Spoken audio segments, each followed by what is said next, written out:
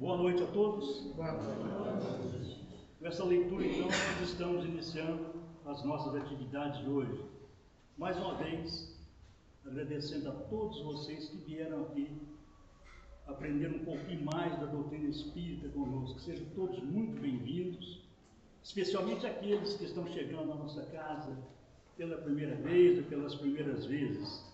Sintam-se em casa, a casa de vocês, esperamos que gostem e continuem aqui conosco, fazendo parte da nossa família. Aos que nos assistem pelas redes sociais, igualmente as nossas boas-vindas, e não se esqueçam de compartilhar e curtir a nossa mensagem. Quanto mais joinha, vamos dizer assim, tem a mensagem, mais alcance ela vai adquirindo e mais é divulgada. E a doutrina espírita, nós sabemos que ela pode mudar o curso de uma vida. Uma palestra pode mudar o curso de uma vida, mudar o pensamento de uma pessoa. Todos nós sabemos disso.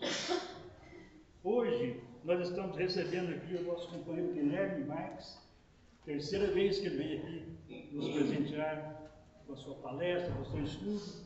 Seja bem-vindo. E esperamos que os benfeitores amigos, o seu anjo da guarda, o assistam nesse momento, que você saia muito bem da sua explanação de hoje. Para quem não sabe, ele é do grupo espírita da Dona Nina, não é isso mesmo? Então, vamos fazer a nossa oração inicial. Eu convido a todos que elevemos o nosso pensamento a Deus e a Jesus, aos benfeitores amigos que nos assistem em nossas atividades, para que a nossa reunião transcorra dentro da mais perfeita harmonia. E que o nosso companheiro Guilherme também receba a assistência necessária para que ele se saia bem na explanação de hoje.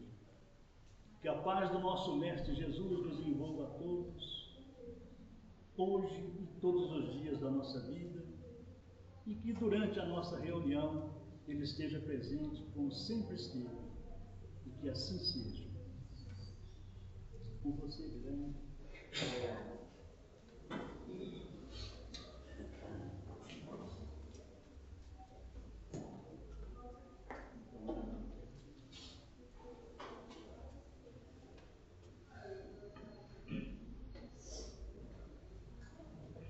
Boa noite a todos. Boa noite.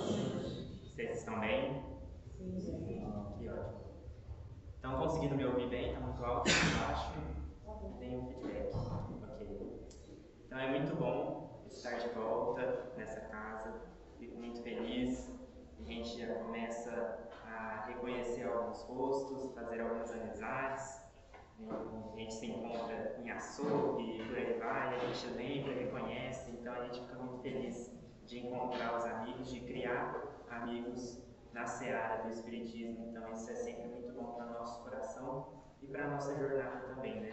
Sempre bom ter pessoas com o mesmo intuito, com a mesma ideia de estudo, junto com a gente. Então eu fico muito feliz, agradecido pelo convite, por me receberem mais uma vez. Hoje a gente recebeu o convite para falar sobre o argueiro e a trave. E aí aqui, para a gente começar, vamos começar de uma maneira mais interativa. Então eu quero a participação de vocês. Levantem a mão, por favor, quem já trabalhou ou ainda trabalha fora de casa. Ok, muita gente, certo? Então, eu acredito, posso dizer assim, com 99% de certeza, que vocês já passaram pela prova desse tema que a gente vai falar hoje. Porque quando a gente trabalha fora, a gente está envolto, a gente está submetido a trabalhar ali com pessoas. Então, essa prova vem muito firme nessa experiência do trabalho que a gente tem, mas também pode ser em casa, para aqueles que não trabalham fora, com a família, com os amigos, também funciona. Então tenho certeza que vocês já passaram por essa provação. E aí vocês vão entender um pouquinho melhor o que eu vou falar agora.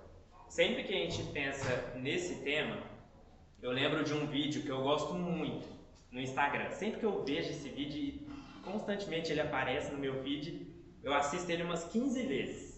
que é do neto que chama a senhorinha e fala assim: ei, vem cá, eu tenho uma fofoca para lhe contar. A senhora gosta de fofoca? Aí ela pega e fala assim: não gosto de fofoca não. Aí dá um minutinho, ela fala assim: que fofoca? Então, isso é muito, esse vídeo me representa muito e eu tenho certeza que representa vocês também, porque isso está muito presente no nosso dia a dia. E eu sei, nós estamos aqui para evoluir, mas a gente não pode deixar e virar os olhos para a nossa realidade atual. Então a gente tem que abrir os nossos olhos e reconhecer aquilo que a gente vive. Então essa questão da fofoca, a questão do argueiro e da trave, que vai muito ao encontro da questão do julgamento, está muito presente na nossa vida, no nosso dia a dia, no nosso trabalho. Aqueles que levantaram a mão, quem não tem essa relação no trabalho em que, talvez não pela questão da fofoca, mas a questão do companheiro ali, do colega fazer uma coisa que talvez você faria um pouco diferente, e aí você já olha com certos olhos de julgamento. E aí então, nós, reconhecendo que estamos aqui para evoluir, temos então que olhar para os ensinamentos de Jesus como um caminho. Ele nos disse, né? Eu sou o caminho, a verdade e a vida. Então, vamos tomar esse caminho e esses ensinamentos que Jesus nos trouxe para que a gente utilize então de ferramentas. Então, entrando agora um pouco mais no nosso tema, no Evangelho, o Kardec ele coloca no capítulo 10, no item 9, aquela passagem em que Jesus fala assim: por que vedes um argueiro no olho do vosso irmão, vós que não vedes uma trave no seu olho? Então a gente tem que lembrar, o argueiro é algo muito pequeno. A gente pode relacionar, por exemplo, a um cisco. Um cisco, algo muito pequeno. Uma trave, por outro lado, é algo muito grande. Então, é uma viga, aquilo que está muito visível para nós. É algo extremamente forte, visível, grande. Ok? Então, Jesus fala assim: por que vedes um argueiro no olho do vosso irmão, vós que não vedes uma trave no seu olho? Ou, como dizeis ao vosso irmão: deixai-me tirar um argueiro do vosso olho, vós que tendes uma trave no vosso? Hipócritas, tirai primeiramente a trave do vosso olho, e então vereis como podereis tirar o argueiro do olho do vosso irmão. E aqui, a gente, com a consciência que nós temos hoje em dia e com o significado das palavras que nós temos hoje em dia, a gente olha para Jesus falando assim: hipócrita. Isso choca um pouco, né? A gente vê Jesus falando hipócrita e parece algo muito forte. De fato é. Hoje em dia, hipócrita é um xingamento. Mas se a gente parar para olhar lá atrás, hipócrita, a gente pega na metamorfose da palavra, a gente então tem que, na etimologia da palavra, a gente tem que hipócrita vem de ator, aquele que interpreta um papel. Então, quando Jesus está falando hipócritas, ele está sim sendo firme, mas não está xingando ninguém. Ele está simplesmente dizendo que aquelas pessoas que veem o argueiro e não enxergam a trave são simplesmente atores. São pessoas que estão interpretando um papel ali, querendo dizer o seguinte: olha, eu não tenho esse defeito que você tem, mas será que é verdade? Então a gente bota uma máscara, a gente interpreta o papel de espírito puro para dizer assim: olha, esse defeito eu não tenho, mas olha, você, nossa, fazendo isso, meu Deus. Então a gente tem que parar para interpretar, que muitas das vezes é isso que a gente faz, né? Então, por exemplo, no caso do vídeo da vozinha lá, a gente olha para esse vídeo e fala assim: nossa, que engraçadinho. Mas eu não gosto de fofoca. Mas me dá um segundinho e me conta, que eu quero saber. Então a gente faz muito isso, a gente, aos olhos do mundo, aos olhos dos outros, a gente finge que não está interessado. A gente finge que não tem aqueles defeitos de maneira nenhuma. Mas no fundo, nós sabemos que temos aquelas coisas ainda a serem trabalhadas. Então não adianta. Não adianta vestir uma máscara, porque isso é ser hipócrita. Então Jesus está falando conosco, está falando com os fariseus ali da época, que eram aqueles que eram conhecedores da lei mosaica, mas se apegavam mais à forma, mais ao texto, mais àquela liturgia, do que de fato as mensagens que estavam ali trazidas pela lei mosaica. Então Jesus batia muito de frente com os fariseus nesse sentido. Olha, não tentem demonstrar aquilo que vocês não são. Vivam por aquilo que vocês dizem. E aí então a gente vai conseguir traçar um trajeto um pouquinho melhor, né? E aí então esse trecho ele está no Evangelho de Mateus, mas depois a gente vai ver uma outra perspectiva. E aí depois eu volto um pouquinho nisso. Mas então, a gente tem que, quando a gente veste essa máscara, o que incentiva isso? Por que a gente veste essa máscara? Justamente porque o nosso orgulho não nos deixa se mostrar um pouquinho inferior. Não se deixa mostrar um pouquinho vulnerável. Não se deixa mostrar ainda como um ser em evolução. A gente quer mostrar que a gente já está muito evoluído. A gente quer mostrar para as pessoas que aquele ponto eu sou melhor do que aquele. Então, aí a gente percebe quando Kardec nos mostra, no próprio Evangelho, neste capítulo, ele fala muito sobre o julgamento. Então, tem aquela parte que Jesus fala: não julgueis, a fim de que não sejas julgado.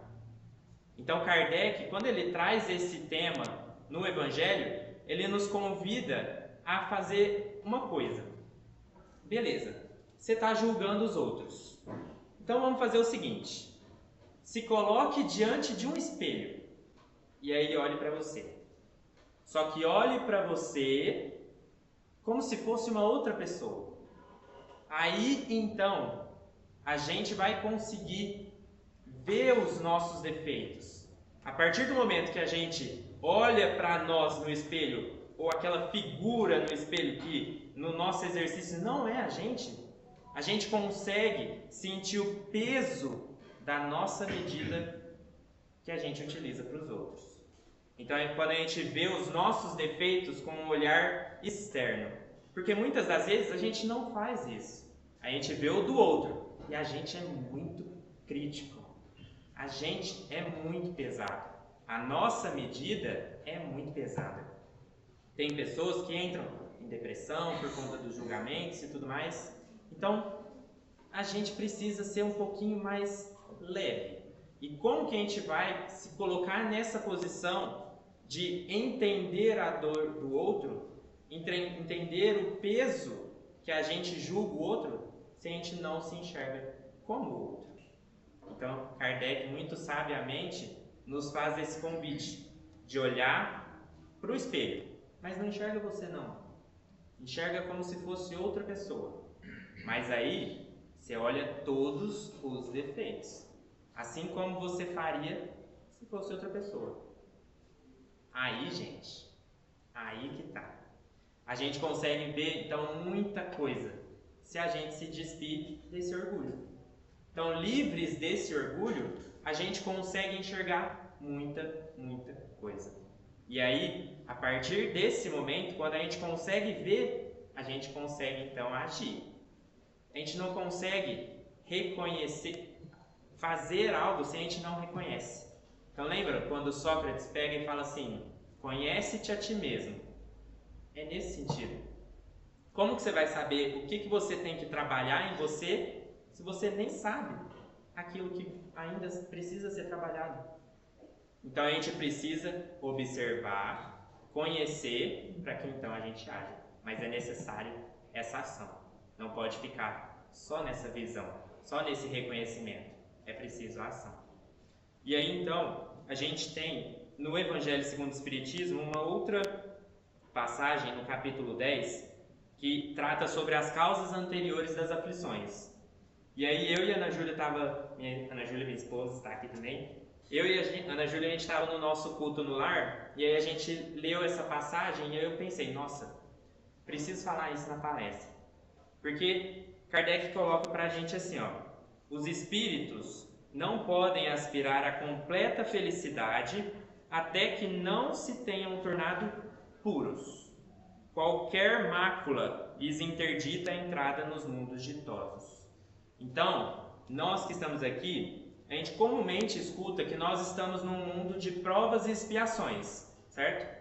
Então, nós ainda estamos em desenvolvimento. Nós ainda carregamos muitos daqueles defeitos, muitas daquelas máculas que a gente carrega há milênios, séculos com a gente. Só que aí, qual que é o nosso caminho a ser trilhado? A gente ir se depurando pouco a pouco, para que a gente então chegue nesse mundo ditoso, nesse mundo feliz, onde já não há mais nenhuma dessas máculas. E aí o ponto interessante que me fez refletir foi, muitas das vezes a gente olha para o outro com um julgamento e aí a gente fala assim, nossa, olha lá o que ele está fazendo. Olha como é que ele ainda carrega esse defeito com ele. E talvez seja um pensamento minimamente razoável, porque você já não tem aquele defeito. Você já não carrega, aquilo você já superou. Só que, será que você superou tudo? Muitas das vezes, aquele irmão a quem você está apontando o dedo, ele já superou algo que você está aqui, ó, patinando ainda para desenvolver. E aí então a gente vê essa leitura que ele fala assim, que só vai entrar nos mundos ditosos quem já tiver se libertado de qualquer mácula. A gente não está falando que uma mácula é melhor que a outra ou menos pior do que a outra. Não, é qualquer mácula. Então, de que adianta você apontar o dedo para o seu irmão se no final, lá na porta do céu, vamos dizer assim, você também vai ser barrado? Você ainda tem coisas a serem trabalhadas. Então, de que adianta apontar o dedo? Talvez melhor seria que você visualizasse aquilo que você precisa desenvolver. E aí então a gente fala sobre o cisco e a trave, o argueiro e a trave, né? Então a gente vai se depurando, mas isso é aos poucos. Então não adianta a gente ter superado alguma coisa, apontar no outro, se a gente ainda tem várias outras. E ainda a gente ficar olhando, falando, se julgando superior, lembra o orgulho? O orgulho te joga assim, ó, a ideia. Assim, não, isso você já superou. Você não precisa se preocupar com isso. Está muito melhor. Mas será? Então, é muito de se observar. E aí, nesse capítulo, em que Kardec trata sobre o argueiro e a trave, ele traz para nós o exemplo da mulher adúltera. Então ele passa sobre esse versículo, esse caso da mulher adúltera, que vocês devem se lembrar, que a mulher foi pega em adultério, em flagrante, e aí as pessoas levaram ela para uma praça pública, em que Jesus estava lá. E aí a lei mosaica falava o quê? Apedrejem-na, ela é uma pecadora. Então a lei mosaica mandava apedrejar aquela mulher pecadora, por ser adúltera. E aí, a gente vê várias passagens em que os fariseus, eles provocam Jesus. Porque eles estavam ali naquela posição de superioridade, eles achavam. E eles então tinham que encontrar algum defeito, algum deslize na fala de Jesus. Então eles falam, Senhor, o que dizes você? A gente tem que a lei mosaica manda a gente apedrejar essa mulher. Mas e aí? O que você me diz? E aí colocam Jesus numa sinuca de bico, né? Porque ele vai contra a lei mosaica ou ele vai contra os seus princípios? Então, pensem a dificuldade que estava ali aquela situação. E aí Jesus nem dá bola. Ele estava ali desenhando, escrevendo na areia e ele continua. Ou seja, não me importa isso, gente. Vai fazer o que vocês querem fazer e me deixa. Mas aí eles insistem, porque eles querem uma resposta. E aí, então, Jesus fala aquela frase que todo mundo já deve ter ouvido. Aquele que não tiver pecado, atire a primeira pedra. E aí, isso caiu como uma bomba na praça. Porque todos pararam para refletir. Então foi meio que tipo uma terapia grupal. Todo mundo parando para refletir, pensando: será que tem pecados? Eu devo tirar a pedra? E aí então, um por um, foram deixando as pedras e saindo. E aí é interessante que na passagem, o evangelista Mateus coloca pra gente assim, que primeiro foram saindo os mais velhos e depois os outros. E aí a gente pode até levantar a pergunta: será que os mais velhos saíram porque tinham mais pecados ou porque eles tinham mais maturidade para reconhecer os seus pecados? Então a gente tem essa passagem em que o entendimento é que a gente não deve olhar para o crime do outro, para o pecado do outro, sem a gente entender primeiro os nossos. Então, quando ninguém atirou a pedra e todos saíram, Jesus vai para a mulher e fala assim: cadê aqueles que te acusavam? Aí a mulher responde: eles foram embora. E aí vem uma lição muito importante de Jesus, que ele fala assim: se eles não te julgaram, eu também não te julgarei. Só que aí vem um apontamento um pouco mais importante ainda. Jesus não passou a mão na cabeça da mulher. Ele simplesmente não a condenou. Porque ele olha para ela e ele não fala assim: ah não, o que você fez tá certo, continua aí na sua vida. Não. Ele reconheceu. Falou: vais e não peques mais. Então, Jesus olha para ela e reconhece aquele erro.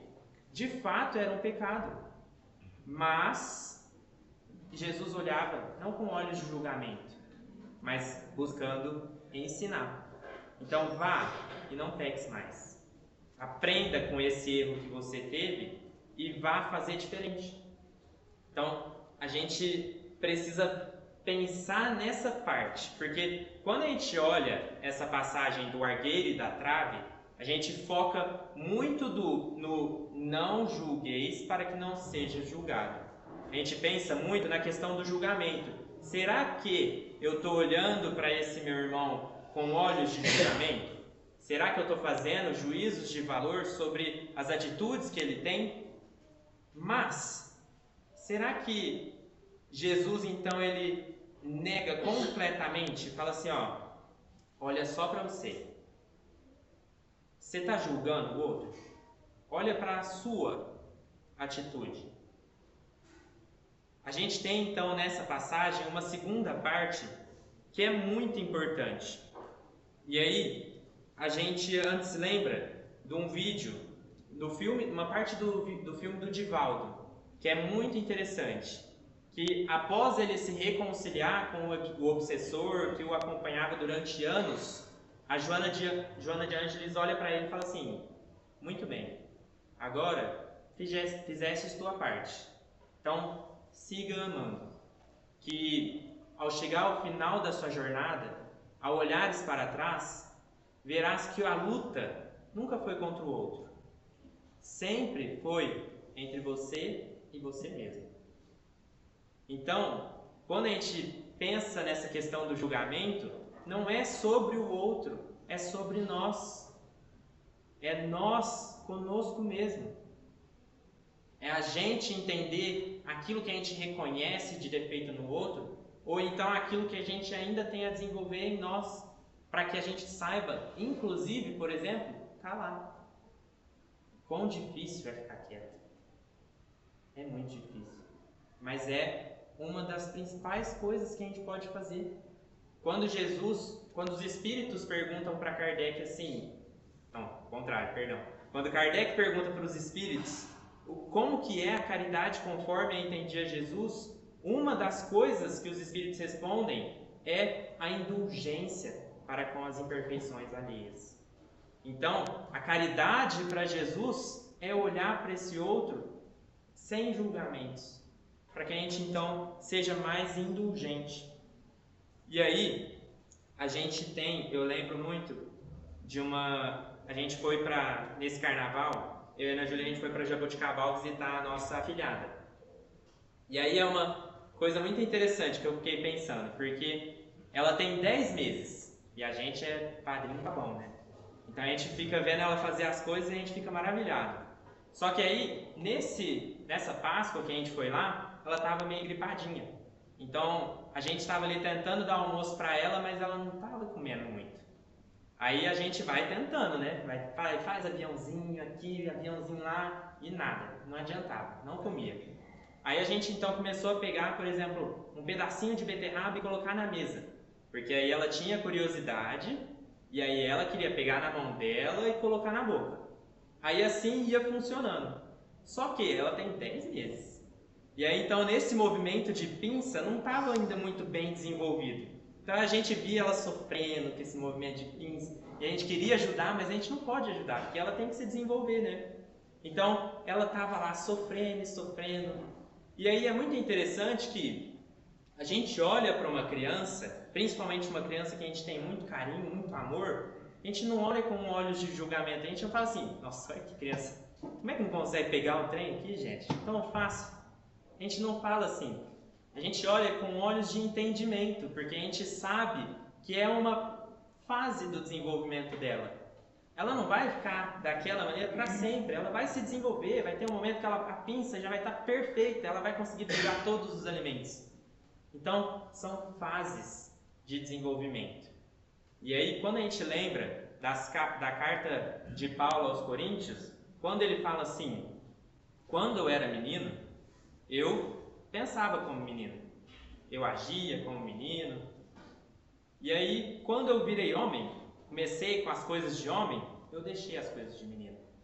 Então, muitas das vezes a gente faz essa relação da nossa jornada espiritual, lembra? Criados simples e ignorantes, até a gente almejar chegar a uma posição de espírito puro, temos uma jornada. E aí a gente compara muito essa jornada com a jornada evolutiva de uma criança, por exemplo, de uma vida terrena. A gente passa por uma fase de bebê, criança, adolescente, e a gente então tem que, quando a gente é criança, os nossos pais nos olham com olhos não de julgamento, mas com essa maturidade, essa compreensão de que é uma fase do desenvolvimento. E é isso que os espíritos superiores fazem com a gente. Nós que ainda estamos em desenvolvimento aqui na Terra, lembra? Carregando diversos defeitos, diversas máculas conosco, a gente, olhando um para o outro, a gente olha com olhos de julgamento, mas os nossos mentores, os nossos espíritos guardiões, aqueles mais superiores, eles não olham assim. Eles olham para a gente como se fosse uma fase do nosso desenvolvimento. E aí então a gente tem essa parte que é muito importante, e o Haroldo nos ensina a olhar para esse trecho de uma maneira um pouquinho diferente. Então o Haroldo ele fez a tradução direto do grego do Novo Testamento. E aí nesse trecho ele traz uma novidade, vamos dizer assim, para nós. Ele fala assim: deixa que eu retire o cisco do teu olho, e eis a viga no teu olho. Hipócrita, retira primeiramente a viga do teu olho, e então verás em profundidade, para retirar o cisco do olho do teu irmão. Então, quando a gente tem esse olhar profundo, a gente é capaz de tirar essa trave do nosso olho e enxergar o cisco não como um defeito, mas sim como uma etapa do desenvolvimento. E aí o mais importante é, livre de qualquer julgamento, a gente está numa posição de ajudar. Então, Jesus não está falando ali, é cada um por si, você não julga o outro não te julga, cada um segue seu caminho e pronto. Não é assim. Tanto que Deus nos criou para aqui, ó, conviver. Essa sala cheia está aqui para que a gente possa estudar e se desenvolver juntos. Se fosse para cada um se desenvolver sozinho, Deus criava um mundo para cada um, a gente ficava ali naquele processo de morre, renasce, morre, renasce. E que desenvolvimento a gente teria? Então, a gente está aqui juntos para se desenvolver juntos. Tem um vídeo muito interessante do Amigos da Luz, que é um canal no YouTube, que ele fala de humor e espiritismo. E aí tem um vídeo que pra mim não é nem humor, assim, porque toda vez que eu assisto ele, uma lágrima escorre, porque é muito tocante. Ele fala da criação do espírito. E aí, nessa criação do espírito, ele está ali no momento que ele fala assim, ó, beleza, então você vai começar a sua jornada. E aí o espírito super empolgado, beleza, eu vou começar a minha jornada. E aí? Ele fala assim, mas eu não conheço nada. Eu acabei de ser criado, simples e ignorante. Como é que eu vou conseguir fazer algo? Você não vai comigo? Aí Deus fala assim, a voz de Deus fala para ele, né? Calma, você tem os seus irmãos mais velhos. E aí ele fala assim, nossa, eu tenho irmãos. Então, eles vão comigo nessa jornada? Aí Deus fala assim, sim, eles também estão aprendendo. Uns já estão mais adiantados, outros ainda não. Mas todos juntos vão meio que chegar no mesmo lugar. Cada um no seu tempo, mas todos juntos. Então a gente está ali para se desenvolver um com o outro.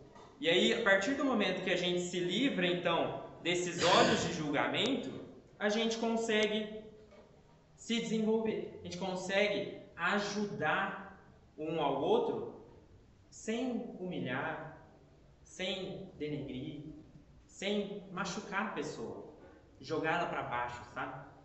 Então a gente está em condições de levantar, de dar a mão e carregar juntos, andar juntos. Então isso é muito importante. Por exemplo, imaginem vocês se a gente tivesse, por exemplo, um estudante de medicina e ele precisasse aprender desde o começo a medicina.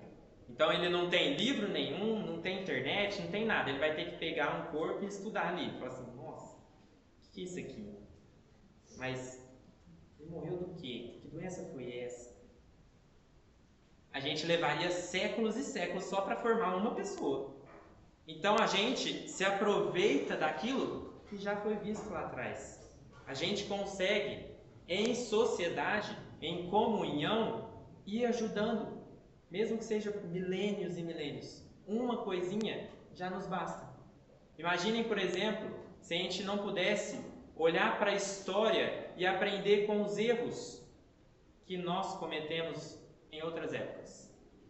Nós, enquanto sociedade, eu digo, quantas guerras a gente pode evitar se a gente estudar um pouquinho a história, os motivos que levaram àquela guerra. Então é muito importante a gente aprender com os erros do outro. E aí uma passagem muito interessante que a gente tem, do André Luiz, no livro Os Mensageiros, ele pega e ele está ali nessa nova função, nesse novo departamento, querendo aprender esse novo departamento, como funciona ali, né? E aí o Aniceto está em uma palestra, e aí o Aniceto fala assim, olha, eu vou ter que fazer algumas coisas ali, então vocês fiquem aí em atividade. E aí ele pega e fala assim, mas em atividade? O que a gente pode fazer então? E aí o Vicente, que está com ele, pega e fala assim, nosso orientador, explicou-me Vicente, solícito, considera trabalho útil toda conversação sadia, que nos enriqueça os conhecimentos e aptidões para o serviço. Para as nossas palestras construtivas, portanto, receberemos também a remuneração devida à cooperação normal. Então lembram que o André Luiz no nosso lar ele falou pra gente do bônus hora? É como se fosse uma remuneração que a gente recebe pelo trabalho bem feito. Quando eles estão ali em conversa, e o André Luiz ele é muito do curioso, né? Então ele quer saber muito. Só que ele é livre daquele espírito de curiosidade inútil. ele está ali naquela curiosidade de querer aprender. E aí quando o Vicente fala para ele assim, ó, vamos conversar. Isso, para o nosso orientador, já é um trabalho. A gente já vai receber os nossos bônus horas só da gente conversar, na medida em que essa conversa seja útil. Então, eles começam a conversar com aqueles médiums que erraram, né? E aí a gente tem, por exemplo, o exemplo do Otávio, que teve até no filme Nosso Lar 2, o exemplo do Otávio.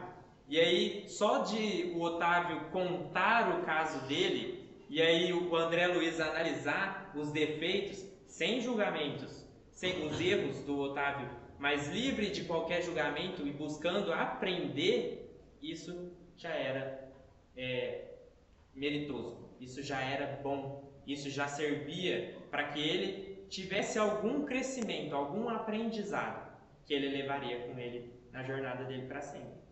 Então, a gente deve aprender com os outros, mas livre de julgamentos. Olhar para os defeitos dos outros, os erros dos outros, principalmente aprender com os erros dos outros, porque aí a gente não precisa errar nós mesmos. A gente não precisa passar por todas aquelas quedas morais. A gente não precisa passar por todas as falhas humanas que nós estamos submetidos. Por quê? Porque nós podemos aprender justamente um com o outro. Então eu olho, reconheço algo que eu não quero para mim, se eu tiver a força moral, eu posso passar por aquilo sem precisar passar por uma queda, necessariamente falando. Então, a gente tem que aprender com os erros dos outros é muito importante, mas para aprender, a gente tem que estar livre de julgamentos. E aí, uma parte muito importante que a gente tem que considerar é esse cuidado. A gente precisa ter muito cuidado para que nós, aqui espíritos ainda encarnados em provas e expiações, a gente não pode ter a inocência de querer acreditar que a gente vai se livrar disso de um dia para o outro. A gente então tem que reconhecer que é uma luta, é uma árdua batalha, dia após dia. Uma das ferramentas que nós temos para que nos ajude a criar mais essa consciência e aí então ter mais força de vontade para vencer essas nossas más tendências de julgamento é aquele caso das 3 peneiras de Sócrates.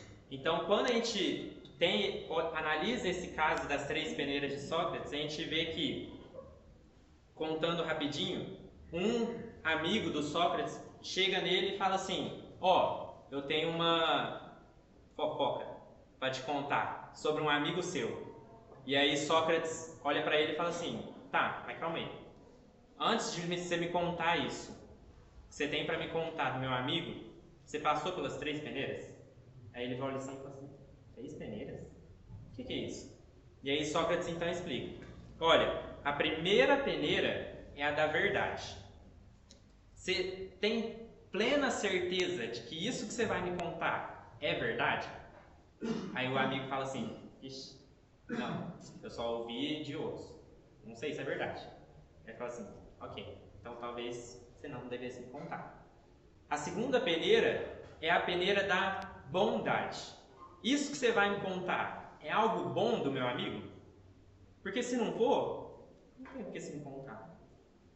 E a terceira peneira é a da utilidade. Isso que você vai me contar vai ser útil para mim? Não, não vai ser útil não. Então, não tem por que você me contar. Então, não preciso saber. Isso não vai me acrescentar nada. Então, tchau, não precisa me contar. Se a gente utilizar essas 3 peneiras no nosso dia a dia, imaginem quantos conflitos, quantos pesos nas nossas consciências a gente pouparia. Só de utilizar essas 3 peneiras: verdade, bondade e utilidade. Mas a gente ainda não faz.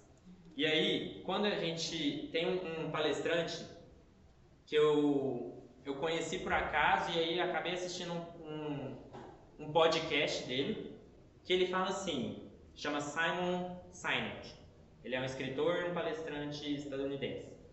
E aí então ele fala assim, a honestidade é algo muito importante.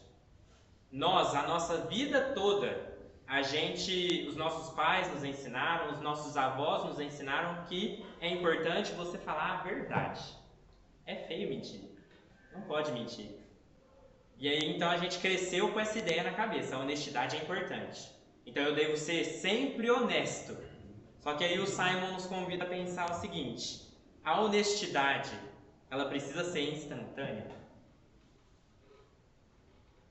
Eu preciso falar a verdade sempre, naquele primeiro momento. E aí ele conta o exemplo que ele passou, uma experiência que ele passou. A amiga dele era uma atriz, e aí era a primeira peça que ele ia assistir dessa amiga. E ela estava muito empolgada, que fico feliz que você vai lá ver minha peça e tudo mais.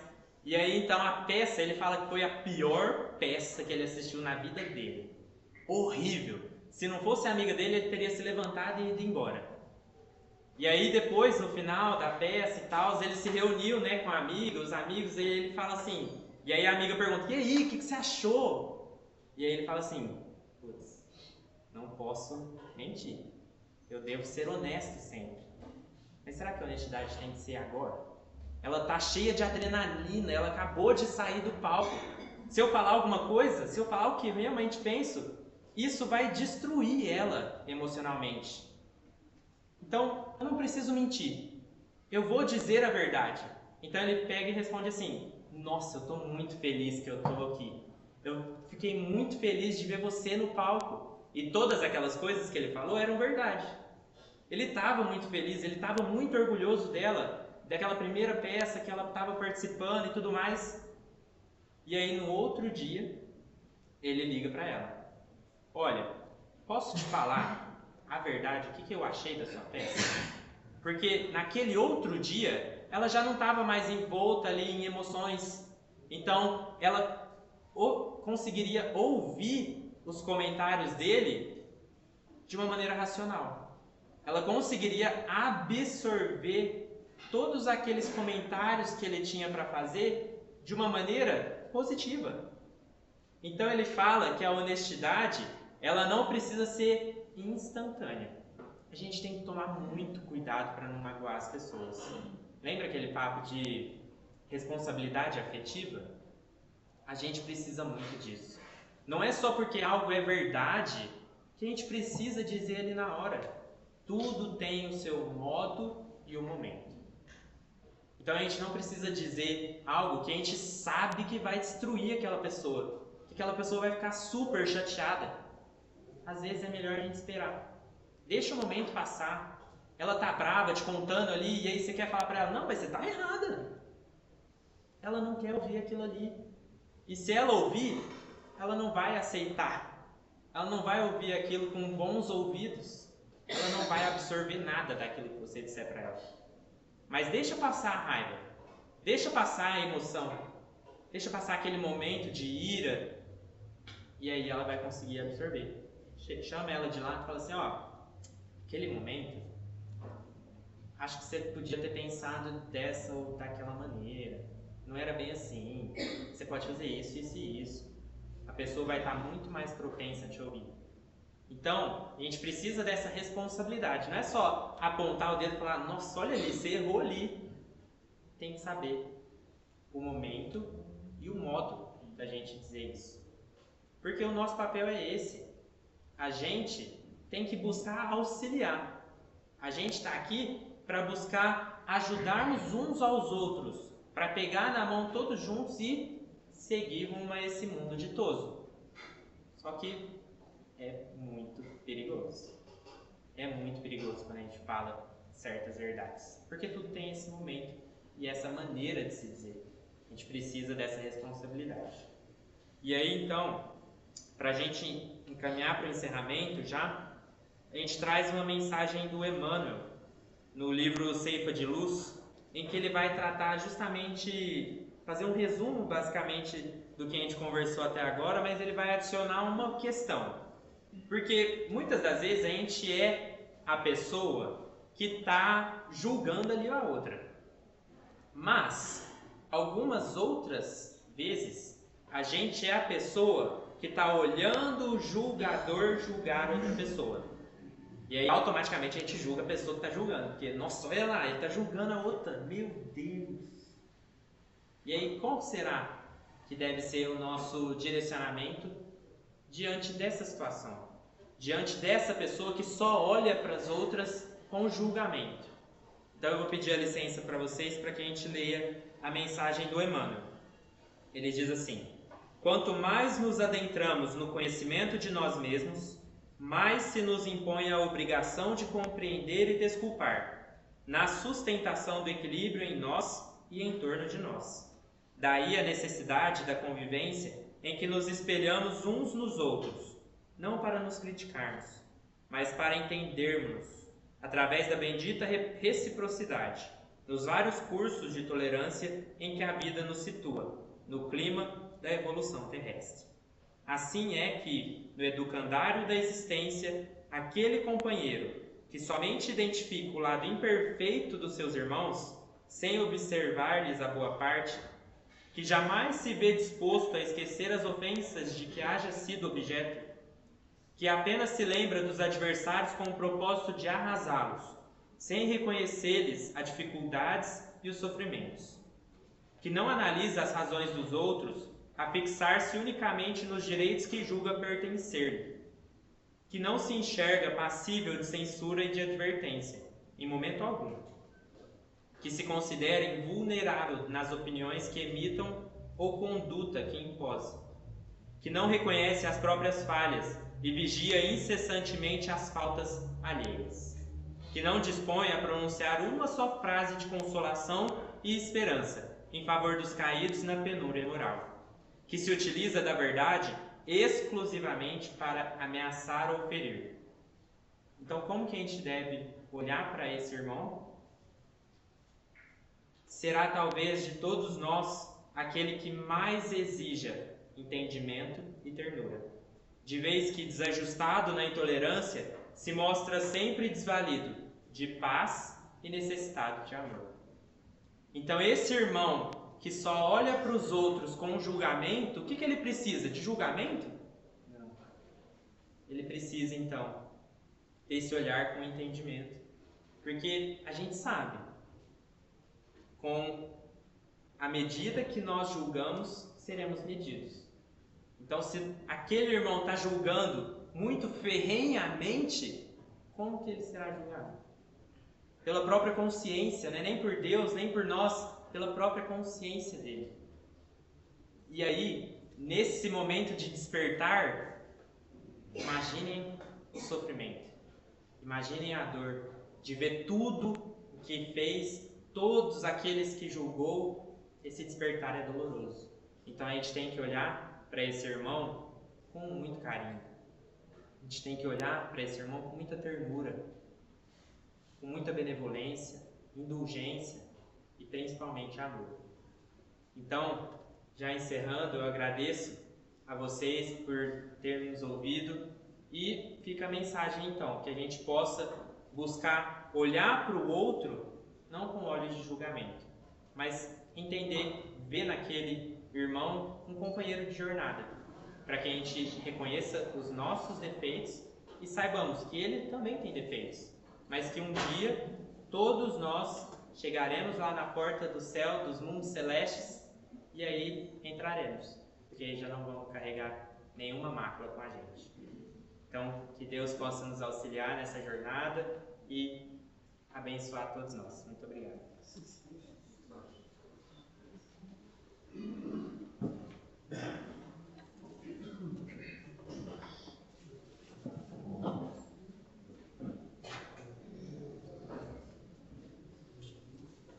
Boa noite a todos.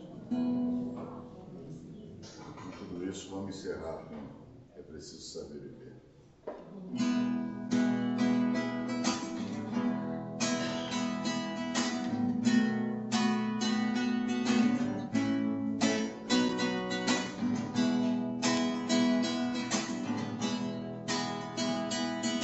espera que a vida seja feita de ilusão. Pode até ficar maluco ou morrer na solidão. É preciso ter cuidado pra mais tarde não sofrer. É preciso saber viver. Toda pedra no caminho você deve retirar. Numa flor que tem espinhos você pode se arranhar. Se o bem e o mal existem, você pode escolher. É preciso saber viver. É preciso saber viver. É preciso saber viver. É preciso saber viver. Saber viver. Saber viver. É preciso saber viver. É preciso saber viver. É preciso saber viver. Saber viver. Saber viver.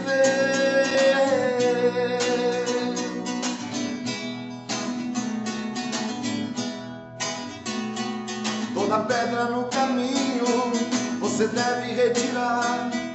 Numa flor que tem espinhos você pode se arranhar. Se o bem e o mal existem, você pode escolher. É preciso saber viver. Pode cantar. É preciso saber viver.